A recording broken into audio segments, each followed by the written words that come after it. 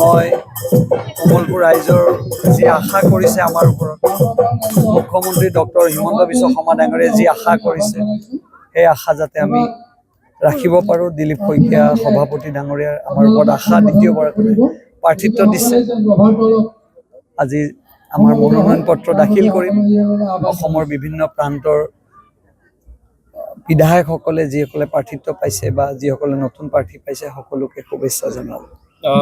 5 বছৰ সম্পূৰ্ণ হ'ল আৰু নেক্সট 5 বছৰৰ বাবে যি মনোনয়ন দিব কি সপোন আছে যে আধৰুৱা সপোন আপোনালোকে সকলো কথাবিলাক জানে। স্থানীয় আপোনালোক সাংবাদিক যিখিনি কাম আপোনালোকে দেখুৱাই দি থৈছে, এতিয়া যিখিনি আমাৰ নহ'ল, মুঠতে শিক্ষাৰ ক্ষেত্ৰত আমি এক বিশেষ গুৰুত্ব ল'ম বুলি আমি আশা ভাবিছোঁ। বিৰোধী পক্ষৰ যিগৰাকী প্ৰাৰ্থী তেওঁ আজি মনোনয়ন দিব। সত্যপদ কলিতা ডাঙৰীয়ালৈ মোৰ শুভেচ্ছা থাকিল। তেখেতেও মনোনয়ন পত্ৰ দিয়ক। আমি একেলগে বহুদিন থাকিলোঁ, আমাৰ লগতে আছিল, বহুদিনৰ মোৰ চিনাকি। ব্যক্তিগতভাৱে তেখেতক মই শুভেচ্ছা জনালোঁ। ৰাজনৈতিক শুভেচ্ছাটো আমি দিব নোৱাৰোঁ।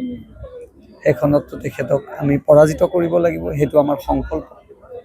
ব্যক্তিগতভাৱে কমলপুৰত যিসকলে প্ৰাৰ্থিত্ব পাইছে তেখেতসকললৈকে মোৰ শুভেচ্ছা থাকিল।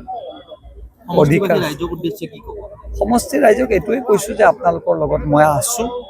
মুখ্যমন্ত্ৰী আপোনালোকৰ লগত আছে, ৰাজ্যিক সভাপতি আমাৰ লগত আপোনালোকৰ লগত আছে, সমগ্ৰ আমাৰ পৰিয়াল আপোনালোকৰ লগত আছে। আমি আপোনালোকৰ লগত সুখে দুখে থকাৰ সংকল্প। মই কমলপুৰ ৰাইজৰ যি আশা কৰিছে আমাৰ ওপৰত মুখ্যমন্ত্ৰী ডক্টৰ হিমন্ত বিশ্ব শৰ্মা ডাঙৰীয়াই যি আশা কৰিছে সেই আশা যাতে আমি ৰাখিব পাৰোঁ। দিলীপ শইকীয়া সভাপতি ডাঙৰীয়াৰ আমাৰ ওপৰত আশা দ্বিতীয়বাৰ প্ৰাৰ্থিত্ব দিছে।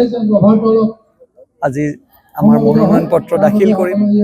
অসমৰ বিভিন্ন প্ৰান্তৰ বিধায়কসকলে যিসকলে প্ৰাৰ্থিত্ব পাইছে বা যিসকলে নতুন প্ৰাৰ্থী পাইছে সকলোকে শুভেচ্ছা জনালোঁ।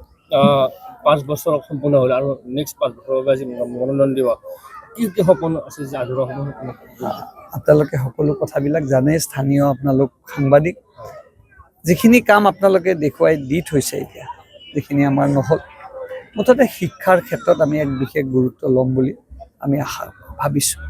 বিৰোধী পক্ষৰ যিগৰাকী প্ৰাৰ্থী তেওঁ আজি মনোনয়ন দিব। সত্যপদ কলিতা ডাঙৰীয়ালৈ মোৰ শুভেচ্ছা থাকিল। তেখেতেও মনোনয়ন পত্ৰ দিয়ক। আমি একেলগে বহুদিন থাকিলোঁ, আমাৰ লগতে আছিল, বহুদিনৰ মোৰ চিনাকি। ব্যক্তিগতভাৱে তেখেতক মই শুভেচ্ছা জনালোঁ। ৰাজনৈতিক শুভেচ্ছাটো আমি দিব নোৱাৰোঁ। সেইখনততো তেখেতক আমি পৰাজিত কৰিব লাগিব, সেইটো আমাৰ সংকল্প।